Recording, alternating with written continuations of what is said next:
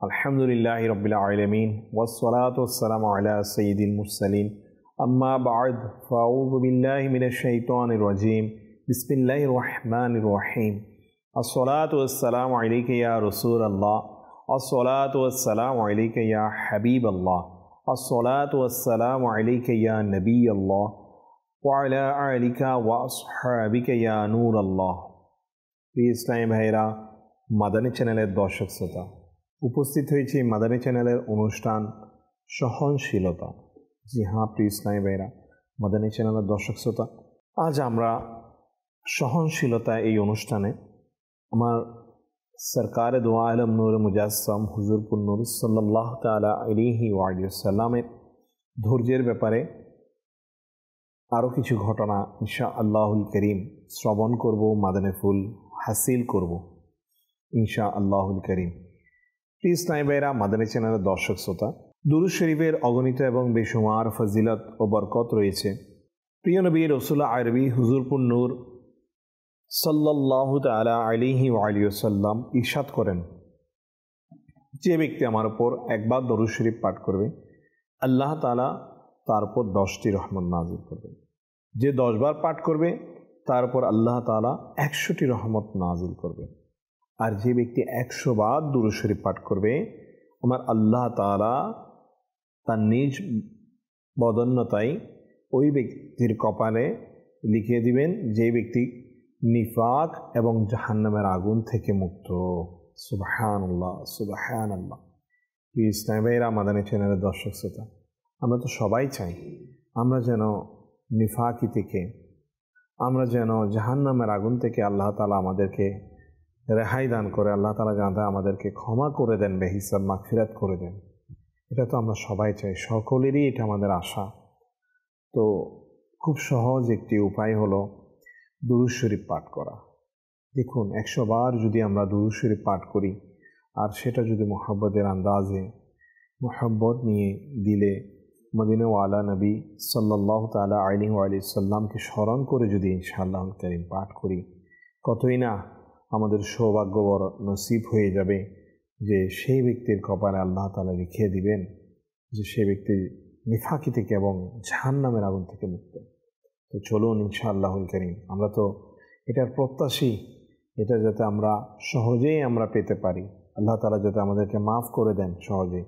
চলুন আমরা ইনশাআল্লাহুল কারীম দুরূদ শরীফ পাঠ করার নিয়মিত অভ্যাস গঠন করি। আর এর জন্য আমার শেখে তরিকাত আবু বিলাল মাহমুদ ইলিয়াস তার কাদেরী রাজবি জিয়াইদ আহমদ বরকতুল আলিয়া, যিনি এই দাওয়াত ইসলামের প্রতিষ্ঠা, তিনি আমাদেরকে উৎসাহ প্রদানার্থে 72 নেক আমল, জি হ্যাঁ, এই ছোট্ট রিসালার মাধ্যমে উৎসাহ প্রদান করে থাকেন প্রতিদিন যেন আমরা দুরূদ শরীফ পাঠ করি। দুরূদ শরীফ পাঠ করাতে যাতে আমরা ভুলে না যাই। এমন যদি হতো আমরা সবাই দুরূদ শরীফ পাঠকারী নিয়মিত হয়ে যেতাম। আল্লাহ করিম আমাদেরকে তৌফিক দান করুন। সাল্লু আলাল হাবিব সাল্লাল্লাহু তাআলা আলা মুহাম্মদ সাল্লাল্লাহু তাআলা আলাইহি ওয়া সাল্লাম। প্রিয় ইসলামী ভাইরা, মাদানী চ্যানেলের দর্শক শ্রোতা, আজকের যে বিষয়টি নেওয়া হয়েছে প্রিয় নবী সাল্লাল্লাহু তাআলা আলাইহি ওয়া সাল্লামের জীবনীতে ঘটে যাওয়া কিছু ধৈর্যের ঘটনা ইনশাআল্লাহুল কারীম আমরা আলোচনা করব। এ থেকে টিপস এবং আমাদের শিক্ষণীয় বিষয়গুলো আমরা হাসিল করার চেষ্টা করব। ইতিপূর্বে আমরা প্রিয় নবী সাল্লাল্লাহু তাআলা আলাইহি ওয়া সাল্লামের পূর্বের পর্বটিতে আমরা আমার নবী প্রিয় নবী রাসূল আরবি সাল্লাল্লাহু তাআলা আলাইহি ওয়া সাল্লাম যখন ইসলামের দাওয়াত দিতে গিয়েছিলেন, ওই অবস্থায় কী রকম ধৈর্যের পরীক্ষা দিয়েছেন সেই ব্যাপারে আমরা অবগত হয়েছিলাম, শিক্ষা গ্রহণ করে নিয়েছিলাম। আল্লাহ তাআলা আমাদের সবাইকে তৌফিক দান করুক সে শিক্ষা আমলে নেওয়ার। চলুন আজ আমরা প্রিয় নবী সাল্লাল্লাহু তাআলা আলাইহি ওয়া সাল্লামের জীবনীতে ঘটে যাওয়া কিছু ঘটনা ধৈর্যের আমরা শ্রবণ করব। দেখুন, আমার প্রিয় নবী রাসূল আরবি হুজুর নূর মুহাম্মদ মুস্তাফা সাল্লাল্লাহু তাআলা আলাইহি ওয়া সাল্লাম এমন ছিলেন যে অধিক নম্রতার অধিকারী এবং সবসময় ইনি ভালোবাসা প্রদর্শন করতেন, মানুষকে ক্ষমা করে দিতেন, কখনো ব্যক্তিগত কারণে রাগ করতেন না। কিন্তু যখন শরীয়তের সীমা রেখা ভঙ্গ করা হতো, আল্লাহ পাকের হুকুম আহকাম থেকে যদি কেউ মুখ ফিরিয়ে নিত, তখন কপাল মোবারকে যখন ইনার জালালি অবস্থা চিহ্ন প্রকাশ পেত, সেই অবস্থায় তখন তিনি শরীয়তের বিধি মোতাবেক কি করতেন? শাস্তি প্রদান করতেন।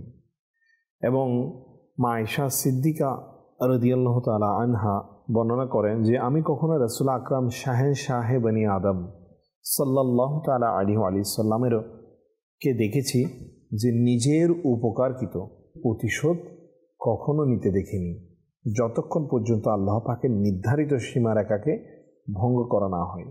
অর্থাৎ কখনো কোনো ব্যক্তি আমার প্রিয় নবী সাল্লাল্লাহু তাআলা আলাইহি ওয়া সাল্লামকে অন্যায়ভাবে নির্যাতন নিপীড়ন করলেও যতক্ষণ পর্যন্ত একেবারে সীমা লঙ্ঘন হতো না, ততক্ষণ পর্যন্ত কখনো সেই জুলুমের প্রতিশোধ আমার নবী সাল্লাল্লাহু তাআলা আলাইহি ওয়া সাল্লাম ইনার জীবনে তিনি নিতেন না।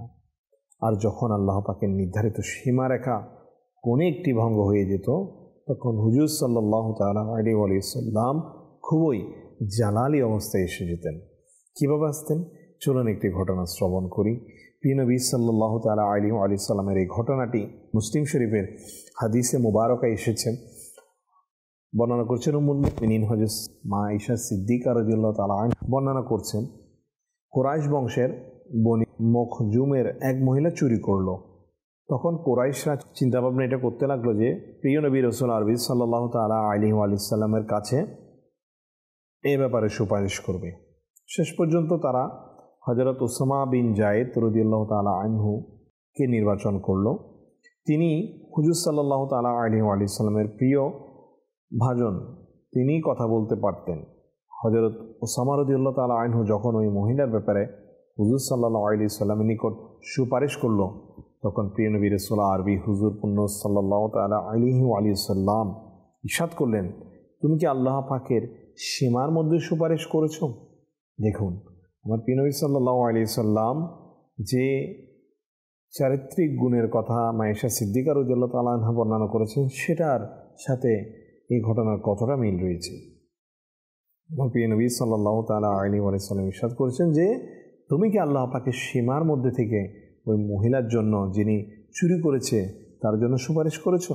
তারপর দাঁড়ালেন আর খুতবা দিলেন, হে লোকেরা, তোমাদের পূর্ববর্তী লোকেরা এই কারণেই ধ্বংস হয়েছে যে তাদের মধ্যে যারা দায়িত্ব প্রদান তারা চুরি করলে তাদেরকে ছেড়ে দেওয়া হতো, আর যদি গরিবেরা চুরি করে তবে তার উপর শাস্তি প্রয়োগ করা হতো। আল্লাহ তাআলার শপথ, যদি ফাতেমা বিনতে মুহাম্মদ ও চুরি করত তাহলে আমি তারও হাত কেটে দিতাম। সুবহানাল্লাহ, সুবহানাল্লাহ। আপনারা শুনলেন তো প্রিয় ইসলামী ভাইরা যে আমার প্রিয় নবী সাল্লাল্লাহু তাআলা আলাইহি ওয়া সাল্লাম কেমন নম্র, ভদ্র এবং কেমন ধৈর্যের এবং সহনশীলতার পরিচয় দিলেন এই ঘটনার মাধ্যমে। তো যখন বলা হচ্ছে হুজুর সাল্লাল্লাহু তাআলা আলাইহি ওয়া সাল্লামের সামনে যখন কোনো শরীয়ত বিরোধী কাজ করা হতো, তখন হুজুর সাল্লাল্লাহু তাআলা আলাইহি ওয়া সাল্লাম তার নূরানি চেহারা মোবারকের মধ্যে জালালি অবস্থার সেই চিহ্ন প্রকাশ পেয়ে যেত। তখন তিনি হুজুর সাল্লাল্লাহু তাআলা আলাইহি ওয়া সাল্লাম শিক্ষণীয় বর্ণনা তখন দিতেন এভাবে যে তোমাদের মধ্যে কাউকে যখন মন্দ কাজ করতে দেখবে, তখন তার উচিত ওই মন্দ কাজকে হাত দিয়ে পরিবর্তন করা। যদি হাত দিয়ে না পারো তবে মুখ দিয়ে প্রতিরোধ করা, আর যদি মুখ দিয়ে না পারো তখন উচিত ওই মন্দ কাজকে অন্তরে খারাপ জানা। আর এটাই হলো দুর্বল ইমানের পরিচয়। সুবহানাল্লাহ, সুবহানাল্লাহ। প্রিয় ইসলামী ভাইরা, এভাবে যদি আমরা দেখি আমার প্রিয় নবী রাসূল আরবি সাল্লাল্লাহু তাআলা আলাইহি ওয়া সাল্লাম কেমন ধৈর্যের পরিচয় দিতেন। আমার প্রিয় নবী সাল্লাল্লাহু আলাইহি সাল্লাম ওই ঘটনার মাধ্যমে নিজে বর্ণনা করছেন যে ততক্ষণ পর্যন্ত আমার নবী সাল্লাল্লাহু তাআলা আলাইহি ওয়া সাল্লাম প্রতিশোধ নিতেন না, যতক্ষণ পর্যন্ত সেই ব্যক্তি শরীয়তের আল্লাহ পাকের হুকুমের মধ্যে যে সীমাবদ্ধতা রয়েছে সেই সীমা যতক্ষণ পর্যন্ত তিনি বা তারা ভঙ্গ করত না।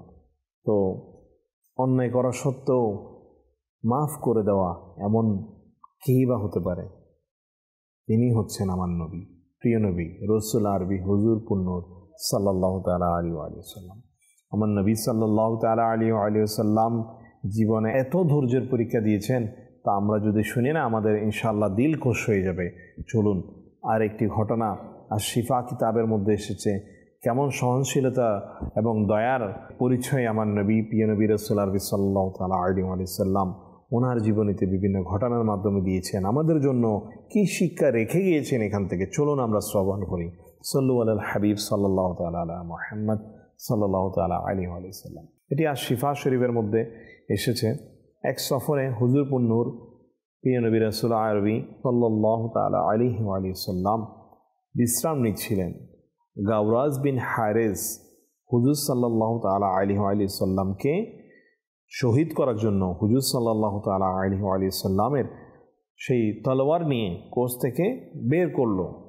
যখন নবী করিম রউফুর রহিম হুজুর সাল্লাল্লাহু তাআলা আলাইহি ওয়াসাল্লাম ঘুম থেকে জাগ্রত হলেন, তখন গাওরাজ বলতে লাগলো, হে মুহাম্মদ, এখন আমার কাছ থেকে আপনাকে কে বাঁচাবে? প্রিয় নবী সাল্লাল্লাহু তাআলা আলাইহি ওয়াসাল্লামের সামনে এক বিধর্মী, যিনি আমার নবী সাল্লাল্লাহু তাআলা আলাইহি ওয়াসাল্লামকে শহীদ করতে গিয়েছিল, সে আমার নবী সাল্লাল্লাহু আলাইহি ওয়াসাল্লামের সামনে দাঁড়িয়ে বলছে যে এখন আমাকে তোমার কাছ থেকে কে বাঁচাবে? প্রিয় নবী সাল্লাল্লাহু তাআলা আলাইহি ওয়াসাল্লাম ইরশাদ করলেন, আল্লাহ নবুয়তের প্রভাবে শুধু এতটুকু বললেন। আমার প্রিয় নবী সাল্লাল্লাহু তাআলা আলাইহি ওয়াসাল্লামের নবুয়তের সেই জালালিয়তের প্রভাবে তার হাত থেকে সেই তরবারি পড়ে গেল এবং তখন হুজুরপুর নূর সাল্লাল্লাহু তাআলা আলাইহি ওয়াসাল্লাম তরবারি আপন হাত মোবারকে নিয়ে বললেন, এখন তোমাকে আমার হাত থেকে কে বাঁচাবে? আল্লাহু আকবার। দেখুন, সেই ব্যক্তির অজানা ছিল যে ইনি তো হচ্ছেন আল্লাহ পাকের মাহবুব প্রিয় নবী রাসূল আরবি সাল্লাল্লাহু তাআলা আলাইহি ওয়াসাল্লাম। কিভাবে এক সামান্য ব্যক্তি আমার নবী সাল্লাল্লাহু তাআলা আলাইহি ওয়াসাল্লামকে শহীদ করবে বলে ভেবেছে? ইনার আকলের মধ্যে হয়তোবা সেটা ছিল না, যার কারণে ইনি না বুঝে শহীদ করার জন্য গিয়েছিলেন। তো আমার নবী সাল্লাল্লাহু তাআলা আলাইহি ওয়াসাল্লামের জালালিয়ত অবস্থা দেখেই ইনার তরবারি হাত থেকে পড়ে গেল। আল্লাহ আল্লাহ সুবহানাল্লাহ, কেমন ধৈর্যের পরিচয় দিলেন দেখুন আমার প্রিয় নবী সাল্লাল্লাহু তাআলা আলাইহি ওয়াসাল্লাম। গাওরাজ বিনীতভাবে তখন বলল, আপনি আমার প্রাণ রক্ষা করুন। রাসূল আকরাম নূরে মুজাসসাম সাল্লাল্লাহু তাআলা আলাইহি ওয়াসাল্লাম তাকে ছেড়ে দিলেন এবং ক্ষমা করে দিলেন। অতঃপর গাওরাজ তার সম্প্রদায়ের নিকট এসে বলতে লাগলো, হে লোকেরা, আমি এমন এক ব্যক্তির কাছ থেকে এসেছি যে দুনিয়ার সকল মানুষ থেকে উত্তম। সুবহানাল্লাহ সুবহানাল্লাহ। পরবর্তীতে কিতাবের মধ্যে এসেছিল ঘটনা যে গাওরাজ সম্প্রদায় অনেকেই এই গাওরাসের এই বর্ণনা শুনে তারা ইসলামের সুশীতল ছায়ার মধ্যে চলে এসেছিল। কিভাবে এসেছিল দেখুন, শুধুমাত্র আমার নবী প্রিয় নবী রাসূল আরবি সাল্লাল্লাহু তাআলা আলাইহি ওয়াসাল্লাম ধৈর্য ধরেছেন, প্রতিশোধ নেননি। চাইলেই নিতে পারতেন, কিন্তু প্রতিশোধ নেননি, ক্ষমা করে দিয়েছেন। সহনশীলতা ধারণ করেছেন, ক্ষমা করে দিয়েছেন। আর এর বদলতে ইসলামের সুশীতল ছায়ার মধ্যে সেই গাওরাজ সহ অন্যান্য তার গোত্রের লোকেরাও ইসলামের সুশীতল ছায়ার মধ্যে চলে এসেছে। জি হ্যাঁ, আল্লাহ তাআলা তো এটা বলেই দিয়েছেন যে যারা ধৈর্যশীল হবে, যারা সহনশীল হবে, আল্লাহ তাআলা তাদের জন্য উত্তম পুরস্কার রেখেছে, উত্তম নিয়ামত রেখেছে। যা দান করা হবে সেটা আল্লাহ তাআলাই ভালো জানেন কেমন নিয়ামত। আর এটা তো আমার আল্লাহ তাআলা দয়ায় দান কমে এই ক্ষমতা আমার প্রিয় নবী সাল্লাল্লাহু তাআলা আলাইহি ওয়াসাল্লাম জানতেন যে আমি যদি একে ক্ষমা করে দিই, তার গোত্রের লোকেরা সে সহ হয়তোবা এটার কারণে ইসলামকে ভালো জানবে, ইসলামের সুশীতল ছায়ার মধ্যে আসবে। তাই আমার প্রিয় নবী সাল্লাল্লাহু তাআলা আলাইহি ওয়াসাল্লাম ধৈর্যের পরীক্ষা দিয়েছেন, ধৈর্য ধারণ করেছেন, মাফ করে দিয়েছেন। এটাতে আল্লাহ তাআলা দয়া কেমন হয়ে গেল, ইসলামের মধ্যে অনেকে এসে সুশীতল ছায়ার মধ্যে এসে নিজেদেরকে রাঙিয়ে নিল। সুবহানাল্লাহ। জি হ্যাঁ, এভাবেই ধৈর্যের ফজিলত, এভাবেই ধৈর্যের প্রতিদান আল্লাহ তাআলা দিয়ে থাকেন। তো আমার প্রিয় নবী সাল্লাল্লাহু আলাইহি ওয়াসাল্লামের এই ঘটনা থেকে এটাই তো আমাদের শিক্ষা। আজ আমাকে আপনাকে কেউ হয়তো অপমান করছে, কেউ হয়তো আমাকে আপনাকে তার ক্ষমতা বলে জুলুম করছে, কেউ হয়তো আমাকে আপনাকে তার ক্ষমতা বলে কটাক্ষ করছে বা বিভিন্নভাবে ক্ষতি করছে আমার। হয়তোবা আপনি চাইলে কিছুদিন পর তারও এমন ক্ষতি আপনি চাইলে করতে পারতেন। কিন্তু আপনি যদি এই অবস্থায় আমার প্রিয় নবী সাল্লাল্লাহু তাআলা আলাইহি ওয়াসাল্লাম সেই সহনশীলতার, সেই ধৈর্যের যে বাণী, সেই বাণীর উপর যদি আমল করে নিই, যদি আমি তার থেকে প্রতিশোধ না নিই, তার জুলুমের কারণে আমি যদি তার প্রতিশোধ না নিয়ে ক্ষমা করে দিই আর আল্লাহ তাআলার কাছেই তার বিচার ছেড়ে দিই, তো এর নিয়ামত আল্লাহ তাআলা অধিক দান করবেন। জি হ্যাঁ, এমন অনেক ঘটনা বিভিন্ন আল্লাহ তাআলার নেক বান্দাগণের জীবনীতে ঘটেছে যে সামর্থ্য থাকা সত্ত্বেও তিনি প্রতিশোধ নেননি, ক্ষমা করে দিয়েছেন। আল্লাহ তাআলা এটার বিনিময়ে আরও বেশি নিয়ামত দান করেছেন, উত্তম প্রতিদান দান করেছেন। আল্লাহ তাআলা এইরকম পরিস্থিতির মধ্যেও যা আমার ওপর জুলুম করেছে, আমার ওপর অপমান হয়েছে, আমার কাছ থেকে এটা ছিনিয়ে নেওয়া হয়েছে, আমার ক্ষতি করেছে, আমি এর প্রতিশোধ দিব না, এমনটা নয়। যদি আপনার সামর্থ্য থাকে আপনি প্রতিশোধ নিতে পারবেন, তাহলে আমি বলবো আপনি আল্লাহ তাআলার কাছে ছেড়ে দিন।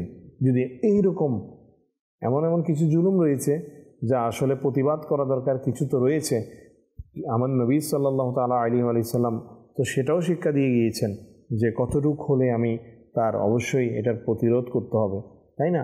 ওভাবে আমরা এটা যদি নিয়ে নিই, ইনশাআল্লাহুল কারীম আমাদের জীবনেও অগাধ ধৈর্যের একটা গুণ সেটা আমরা ধারণ করতে পারবো। সাল্লু আলা হাবিব সাল্লাল্লাহু তাআলা আলা মুহাম্মদ সাল্লাল্লাহু তাআলা আলাইহি ওয়া আলিহি ওয়াসাল্লাম। তো প্রিয় ইসলামী ভাইরা, মাদানী চ্যানেলের দর্শক শ্রোতা, চলুন আরও কয়েকটি ঘটনা আমার প্রিয় নবী সাল্লাল্লাহু তাআলা আলাইহি ওয়া সাল্লামের জীবনীতে ঘটে যাওয়া সহনশীলতার সেই কিছু ঘটনা আরও শ্রবণ করি। সহিহ বুখারী শরীফের একটি হাদিসে মুবারকা এসেছে, হযরত সাইয়েদনা আনাস রাদিয়াল্লাহু তাআলা আনহু বর্ণনা করেন, আমি একবার হুজুরপুর নূর নবী করিম সাল্লাল্লাহু তাআলা আলাইহি ওয়া সাল্লামের সাথে হাঁটছিলাম এবং হুজুর সাল্লাল্লাহু তাআলা আলাইহি ওয়া সাল্লাম একটি নজরানি চাদর দ্বারা আবৃত ছিলেন, যেটার কিনারাটা মোটা ও কর্কশ ছিল। এক গ্রাম্য লোক হুজুর সাল্লাল্লাহু তাআলা আলাইহি ওয়া সাল্লামের চাদর মোবারক ধরে জোরে টান দিল। এতে প্রিয় নবী রাসূল আরবি সাল্লাল্লাহু তাআলা আলাইহি ওয়া সাল্লাম ঘাড় মোবারকে চাদরের কিনারায় আঁচড় লাগলো। সে বলতে লাগলো, আল্লাহ পাকের যে সম্পদ আপনার নিকট রয়েছে, আপনি আদেশ দিন তার থেকে কিছু যেন আমি পেয়ে যাই। তখন হুজুর নবী করিম রউফুর রহিম সাল্লাল্লাহু তাআলা আলাইহি ওয়া সাল্লাম তার দিকে মনোনিবেশ করলেন আর মুচকি হাসলেন, অতঃপর তাকে কিছু সম্পদ দান করার আদেশ দিয়ে দিলেন। আল্লাহু আকবার, সুবহানাল্লাহ, সুবহানাল্লাহ। দেখুন কেমন নবী পাক রউফুর রহিম সাল্লাল্লাহু তাআলা আলাইহি ওয়া সাল্লাম, কেমন জাতে পাক, কেমন সত্তা আমার প্রিয় নবী রাসূল আরবি সাল্লাল্লাহু তাআলা আলাইহি ওয়া সাল্লাম। চাদর মোবারক ধরে এক গ্রামের হকগুলো টান দিলেন। আর ইনি তো জানে না সেই ঘাড় মোবারক যে কত দামি, যদি জানতো তাহলে এভাবে টান দিত না। আচ্ছা, টান তো দিয়েছে, এভাবে যদি আপনার সাথে আমার সাথে ঘটে কেমন লাগবে আমার? এমনিতেই আমরা দুষ্টামি ছলে বন্ধু বান্ধবের মধ্যে যদি আমার আপনার অজ্ঞাতবশত এরকম কোনো কিছু হয়ে যায়, বা আমি তার এমন ত্রুটি তার সামনে বলে দিলাম, বা আমি তার কোনো কাপড়ের কোনো একটা বিষয় কাপড় নিয়ে টান দিলাম, বা যার কারণে তার কাপড়টি ছিঁড়ে গেলে এমন যদি হয়, তাহলে তার অবস্থা কেমন হয়?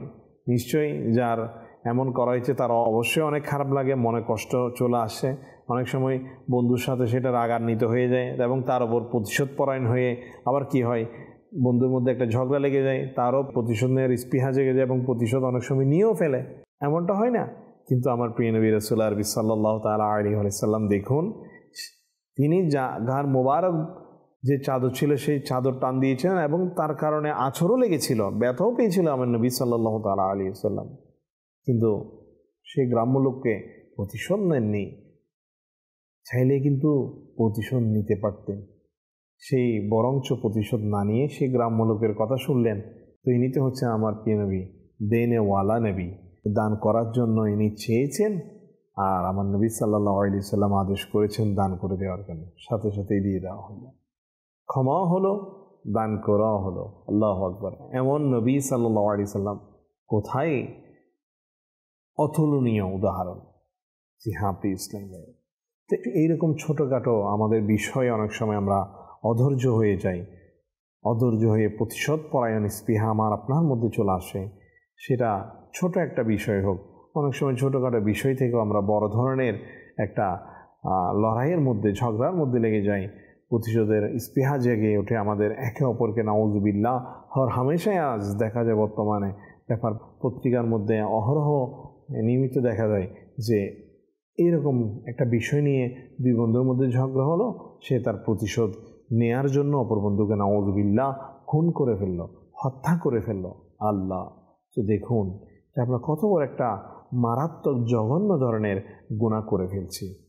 আজ আমি আপনি যদি আমার প্রিয় নবী সাল্লাল্লাহু আলাইহি সাল্লামের জীবনকে যদি অধ্যয়ন করতাম, যদি আমার আপনারা সন্তানকে প্রিয় নবী সাল্লাল্লাহু আলাইহি সাল্লামের জীবনের এই শিক্ষাগুলো দিতাম, তাহলে আমার আপনার সন্তান দ্বারা কখনো এইরকম অপরাধ, কখনো এই ধরনের জঘন্য গুনাহ কাজ সংগঠিত হতো না। জি হ্যাঁ প্রিয় ইসলামের, আজ সামান্য জিনিসের জন্য আপন ছেলে তার মাকে হত্যা করে ফেলছে, নাউজুবিল্লাহ। তো এরকম না, এরকম হওয়া উচিত নয়। আমাদেরকে ধৈর্য ধারণ করা উচিত। আমাদেরকে প্রিয় নবী সাল্লাল্লাহু আলাইহি সাল্লাম এর যে প্রতিশোধ নেওয়ার স্পৃহা থাকা সত্ত্বেও যে ইনি জুলুম করলেও অন্যায়ভাবে যে ইনি ক্ষমা করে দিতেন, সেই স্পৃহা আমার আপনার ধারণ করা উচিত। না তবে এই বয়ান শুনে আমাদের কী বা উপকার লাভ হবে যদি এই বয়ান আমার আপনার জীবনের মধ্যে প্র্যাকটিক্যালে কাজে না আসে। জি হ্যাঁ প্রিয় ইসলামীরা, আমি আপনিও দরকার এই আমলগুলো প্র্যাকটিক্যাল জীবনে নিয়ে আসা। আমার প্রিয় নবী সাল্লাল্লাহু আলাইহি সাল্লামের এই ঘটনাগুলোর মাধ্যমে আমাদের প্রচেষ্টা এটা যে আমরাও যেন ধৈর্যশীলদের অন্তর্ভুক্ত হয়ে যাই। সে হোক আমার অমুসলিম ভাই, সে অন্যায় করেছে, যদি আমার সামর্থ্য থাকে আমি তাকে ক্ষমা করে দেওয়া, তাহলে আমি তাকে ক্ষমা করে দিই, বাস আল্লাহ তাআলা বিচার করবে বাকিটা, তাহলে হয়ে যাবে। তা আমাদেরও উচিত এইরকম নিজের মধ্যে ধারণ করা। এরকম একটি ঘটনাও আমার প্রিয় নবী সাল্লাল্লাহু আলাইহি সাল্লামের জীবনীতে ঘটেছিল যে একজন অমুসলিম ছিল লবিদ বিন আসম, যিনি আমার প্রিয় নবী সাল্লাল্লাহু আলাইহি সাল্লামকে জাদু করেছিল।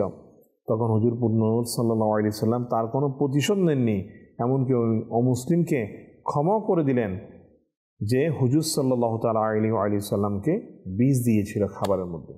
নাউযুবিল্লাহ। দেখুন আমাদের সাথে এমন হলে আমরা কি করি।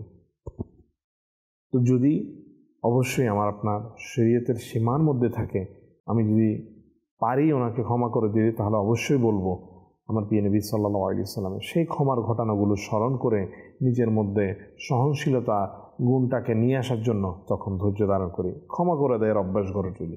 কেননা ক্ষমা আপনি যদি আজকে করে দেন, আল্লাহ তাআলা কাল কিয়ামতের ময়দানে, কবরে, হাসরে, কঠিন ময়দান আমাকে আপনাকে আল্লাহ তাআলা ক্ষমা করে দিবেন। কিতাবের মধ্যেও এমন এসেছে। আল্লাহ তাআলা আমাদেরকে এই ক্ষমা করার অভ্যাস গড়ে তোলার জন্য এবং নিজের মধ্যে ধৈর্যের এই অভ্যাস গড়ে তোলার জন্য দাওয়াত ইসলামী আজ আমাকে আপনাকে সাড়া দিয়ে রাখছে। পুরো বিশ্বব্যাপী ছড়িয়ে পড়েছে দাওয়াত ইসলামের এই দিনই কাজ। দাওয়াত ইসলামে আলহামদুলিল্লাহ আজ 200-র অধিক দেশে এইরকম বিশ্বব্যাপী ধৈর্যের বিভিন্ন অমুসলিম ভাইদেরকে, বিভিন্ন যারা মুসলমান ভাই রয়েছে তাদের মধ্যে এরকম ধৈর্যের গুণ, সহনশীলতা, নম্রতা, ক্ষমা করে দেওয়ার অভ্যাস, এইগুলো আমাকে আপনাকে দাওয়াত ইসলামী কীভাবে করতে হয় তা সহজেই শিখিয়ে দিচ্ছে। আমি আপনিও আজ যারা আমাদের এই পর্বটি দেখবেন, অবশ্যই তাকে বলবো, যদি দাওয়াত ইসলামের সাথে আপনি সম্পৃক্ত না হন, আজই আপনি ইনশাআল্লাহুল কারীম নিয়ত করে নিন এবং সম্পৃক্ত হয়ে যান দাওয়াত ইসলামের এই দিনই পরিবেশের সাথে। ইনশাআল্লাহুল কারীম আপনার যে ধৈর্য ধারণ করা, হয়তো বা অনেকে উৎসাহ হবে যে আমিও যেন এরকম ধৈর্যশীল হয়ে যাই। তাই তাদের আমি বলবো, আমি আপনি চলে আসি দাওয়াত ইসলামের এই দিনই পরিবেশে। যে কোনো একটি কাজের সাথে আমরা লেগে থাকি, নিজের দুনিয়া আখিরাত উভয় মঙ্গল হবে। এবং ইনশাআল্লাহুল কারীম ধৈর্য, সহনশীলতা, ক্ষমা করে দেওয়ার অভ্যাস, নম্রতা ইত্যাদি ইত্যাদি যেসব উত্তম চরিত্র বলি আমার প্রিয় নবী সাল্লাল্লাহু তাআলা আলাইহি ওয়া সাল্লামের জীবনীতে ছিল, যা সাহাবায়ে কেরাম আলাইহিম রিদওয়ানগণ ধারণ করেছিলেন, ইনশাআল্লাহুল কারীম আমার আপনার মধ্যেও তা চলে আসবে। আল্লাহ তাআলা আমাদের সেইভাবে যাতে দাওয়াত ইসলামের সাথে সম্পৃক্ত হতে পারে, সেই বুঝার, আমল করার এবং সম্পৃক্ত হওয়ার তৌফিক দান করুক ইনশাআল্লাহুল কারীম। আগামী পর্বে নতুন একটি বিষয় নিয়ে আপনাদের সামনে হাজির হব। ততক্ষণ পর্যন্ত সবাই সুস্থ ও ভালো থাকুন। আজ এই পর্যন্তই। মাদানী চ্যানেল দেখতে থাকুন।